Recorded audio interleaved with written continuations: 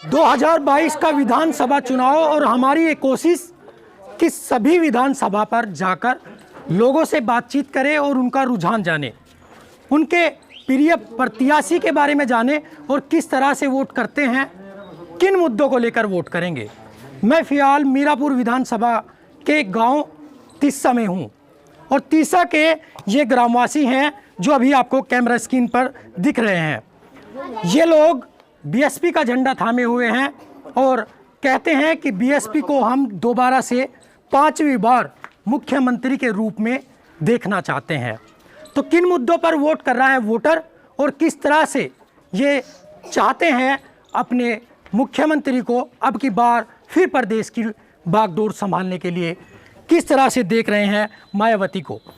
जी भाई साहब, आपका नाम जान लें? हाँ जी, लोकेश कुमार नाम है मेरा। लोकेश कुमार जी, क्या करते हैं? मजदूरी करते हैं जी। तो किसको अब की बार 22 में वोट करने वाले हैं? हम तो जी हत्ती को देंगे मायावती को जी। क्यों? हमारी पार्टी है जी, फिर कार्य भी अच्छा करती है। कार्य जैसे देखो सहारनपुर में पीजीआई बनवाया उन्होंने, अच्छा। एक यूनिवर्सिटी बनवाई उन्होंने, एक कानून व्यवस्था बहुत अच्छी रहती है उनकी।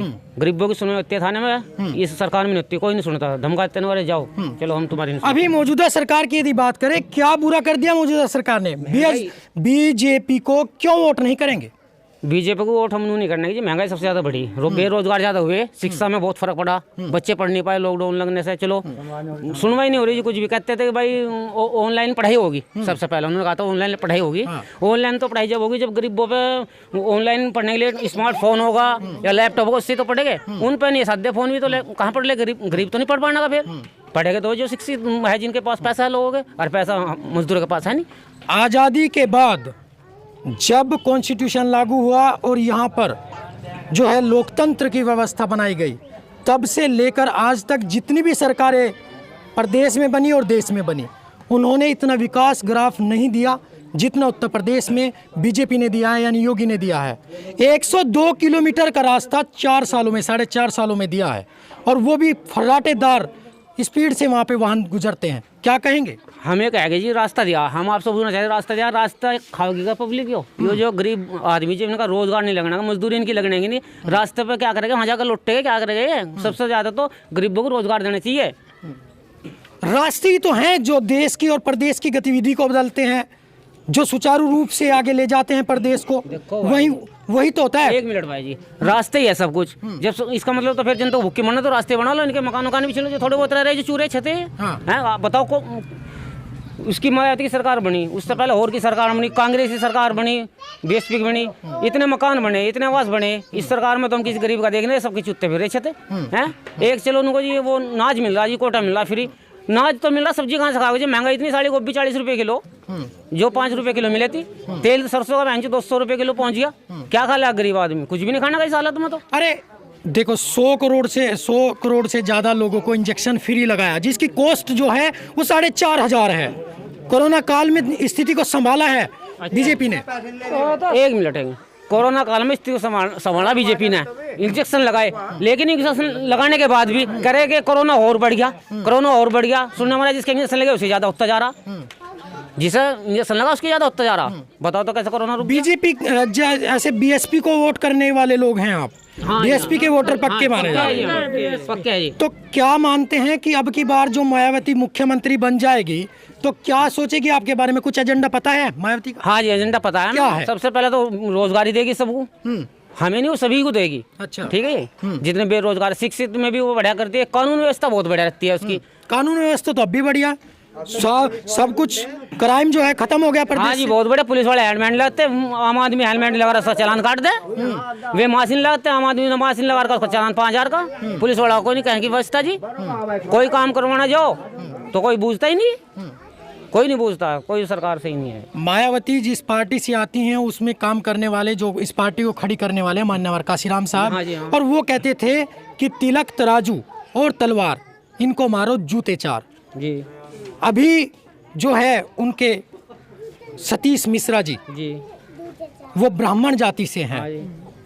तो क्या समझते हैं, ब्राह्मण को रखना चाहिए था पार्टी में? नहीं। देखो जी, ब्राह्मण, ये जो हमारी पार्टी है बहुजन समाज पार्टी, ये सभी चाहे वो कोई सी भी जाति का हो, सब जोड़े चलती है। इसके अंदर जातिवाद नहीं होता, जैसे इनके होता है इनको हिंदू हिंदू हिंदू। हमारी पार्टी नहीं हिंदू करती, यहाँ तो सब जोड़े चलते हैं, चाहे मुसलमान हो, चाहे हिंदू हो, चाहे जाट हो, चाहे पंडित हो, चाहे चमार हो, चाहे चुड़ा, सबको साथ लेके चलती है। ये बार अब की बार दिखा दिया बहन जी ने, हर बिरादरी को पर्चा दिया उन्होंने, चाहे वो मुसलमान हो, चाहे पंडित हो, चाहे जाट हो, चाहे गुज्जर हो, चाहे चमार हो।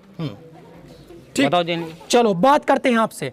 यहाँ पर जब मीरापुर विधानसभा पर बात करते हैं लोगों से, तो कहते हैं कि मायावती को दोबारा से मुख्यमंत्री देखना चाहते हैं और जो मौजूदा सरकार है उस पर अंकुश लगाते हैं, उस पर सीधा तीखा वार करते हैं लोग और कहते हैं कि इस व्यवस्था, इस जो फिलहाल की मौजूदा सरकार है उसमें लोगों को आघात हुआ है।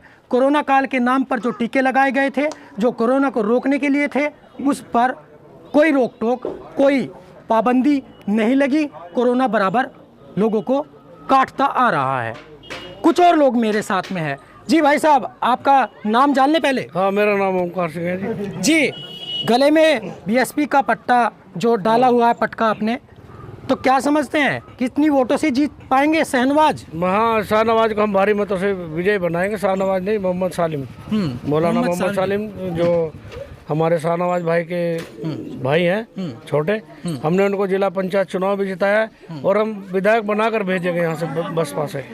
क्या देखते हैं चेहरा वो जो कुरैशी समाज के लिए प्रिय नहीं बन पाया, बहुजन समाज के लिए बन पाएगा? हाँ, कौन कहता है प्रिय नहीं बन पाया? देखो, कुरैशी समाज तो वोट नहीं कर रहा भाई। हर बिरादरी में ऐसे होता है। हर बिरादरी में एक ज्यादा नहीं तो 2% अलग होते हैं।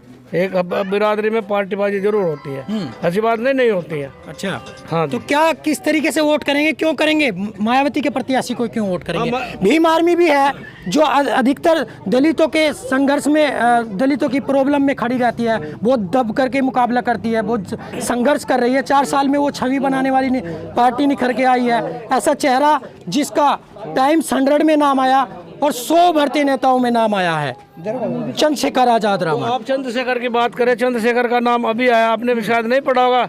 बहन जी को बोलते हैं आयरन लेडी। आयरन लेडी का मतलब जानते हो? Iron lady. अभी तो चलो चंद्रशेखर की बात आई है। चंद्रशेखर ने दलितों को लेकर, दलितों को बोलना ही बहन जी ने सिखाया। अच्छा। बहन जी ने सब कुछ दिया है, वो आगे भी देंगी। और सबसे पहले तो हम मकान की नींव मजबूत रखेंगे, तभी तो बिल्डिंग बनाएंगे। और हमारी मजबूती यहीं से होगी जब हमारा जो बहन जी ने आशीर्वाद दे के भेज दिया, वो मोहम्मद सालिम हो या कोई भी हो, किसी भी बिरादरी से हमारा मतलब नहीं है। हमारा केवल पार्टी है। मैं कक्षा 9 का स्टूडेंट था उस समय, जब समय बीएसपी जब कुछ नहीं थी, मैं बहन जी के साथ लगाऊं। बहन जी का ऐसा नहीं कि मतलब अभी मेरा तो बहन जी का पारिवारिक मसला रहा है। मेरे ताऊ जी इंस्पेक्टर थे, उनके पापा और मेरे ताऊ जी एक ही डिपार्टमेंट में नौकरी करते थे उस समय। जन कल्याण पारिवारिक बात को छोड़ दीजिए, पारिवारिक बात को छोड़ दीजिए, यहाँ चुनाव की बात हो रही है। चुनाव पर बताइए कितने, किस तरीके से वोट करेंगे? हम वोट करेंगे, खुल के वोट करेंगे, किसी से दब के वोट नहीं करेंगे, सीधा हत्ती पे मोहर लगाएंगे हम। किसी बीजेपी को क्यों नहीं करेंगे? बीजेपी नहीं, बीजेपी को नहीं, बसपा को वोट करेंगे। बसपा को ही करते हैं, बसपा को ही करेंगे। 17 के चुनाव में एक भी सीट नहीं निकाल पाई थी। वो सीट निकले ना निकले, जो हमारा दे, हमारी जो सब लोग खड़े हैं वो केवल बसपा को ही देंगे और किसी को नहीं देंगे।